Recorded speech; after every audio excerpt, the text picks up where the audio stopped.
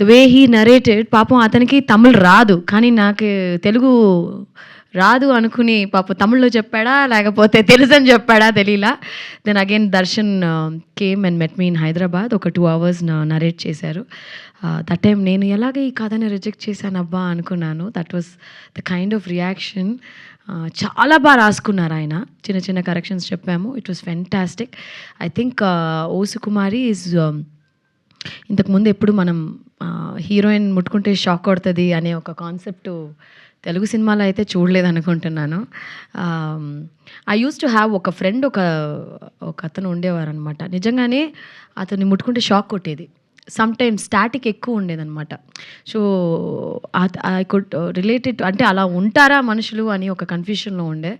But I could connect a lot of it. And ఈ సినిమాలో ప్రతి ఒక్క యాక్టర్స్ చాలా బాగా పెర్ఫార్మ్ చేశారు.